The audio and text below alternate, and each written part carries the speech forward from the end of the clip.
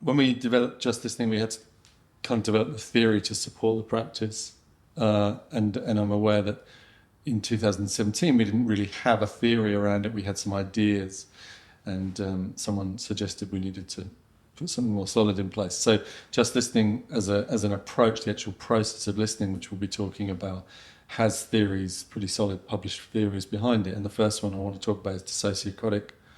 So dissociocotic is really talking about how a person shows up. What's the way a person shows up, and what story, what experience, what expression do they place between themselves and the person listening in order to be able to be there. So the easiest way to explain it is voices, visions, altered state, but it might be great panic, it might be agitation, it might be shutting down. And what they're saying in that is, this is what's available for us to be in relationship through, and the listener's job then is to be in relationship with that. As the trust and the justice is experienced and the safety is experienced, people might no longer need the dissociotic state in order to be in relationship, and we might recognise a more straightforward relationship between two people. But it's a skillful process of saying, I want to be, or I need to have a relationship and be heard, but this is how I can show up. And then another important approach underpinning Just Listening as a whole is suicide narratives. So that's an approach that we've created here at the clinic. The three of us all together work a lot on the suicide narratives approach.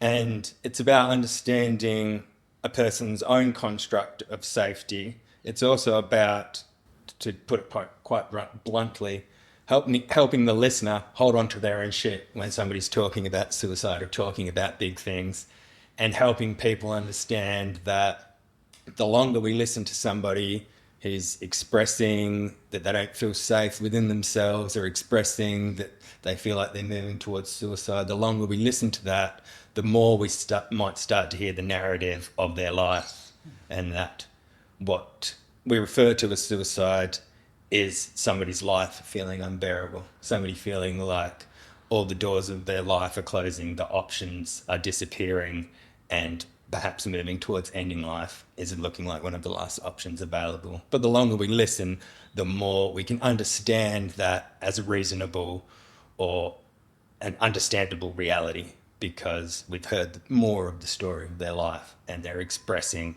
the story of their life and not a wish not to live. And also a story that exists in our community, right? So they don't have to carry it alone. Suicide doesn't exist within one person. We're telling stories about existing in our community. So it's all of our problem. And then there's the Power Threat Meaning Framework, which is was brought out by the British Psychological Society, which is one of the other things that underpin Just Listening. It's got loads of evidence behind it, and it's the way of understanding the person's story in their life, and how the way I kind of use it in my mind is when somebody's feeling a threat, how are they responding to the threat? There's much more to it than that. Maybe you want to elaborate?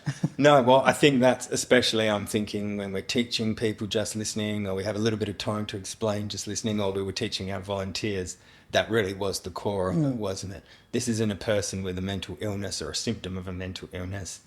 It's a person who's experiencing imbalances of power in their life, the threat involved in that, and it's a threat response, not a mental illness. Yes. Yeah. And often, the meaning bit we're often hearing, if we listen to the narrative around suicide, we understand the dissociocotic of how someone showed up, we're hearing the meaning of it. So the threats happened. This is the story that's occurred to them, and this is their threat response. So I think the Power Threat Meaning Framework helps us.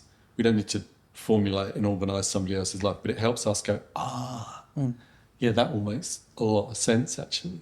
And I wonder what it would be like if those problems weren't in their life.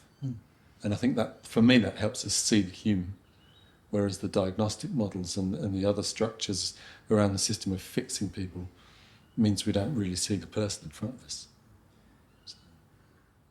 And I also think it's important to say we're not looking to explain dissociocotic as a theoretical construct. We're not doing a suicide meaning conversation that's part of the suicide narratives approach, we're not offering to explain the power threat meaning framework. We're not running somebody's story through the power threat meaning framework. As listeners, we're holding on to some understanding of these approaches within us, which allows us to listen for longer, to stay with the person, to have confidence that if we stay with the person and listen a little bit longer, that things will change, things will change, even if that's just the person being heard and being listened to, then something is different. So it's things that we can hold on to as listeners to help us. We're not putting these approaches onto the person. Yeah.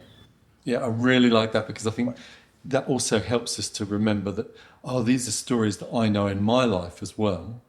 I'm just recognizing that somebody else is expressing them. And that creates the kind of human to human focus. Like you can be a listener, you can be a person in distress, you can be in both roles. So if I can hold these frameworks to understand how any of us might show up in any moment on any day, okay, so that allows me to hear my own stories when I'm listening to someone and recognize the mutuality, the humanity that's going on in the stories that people are talking about. And we're going to talk about compassion-informed approaches. I think it also supports us to remember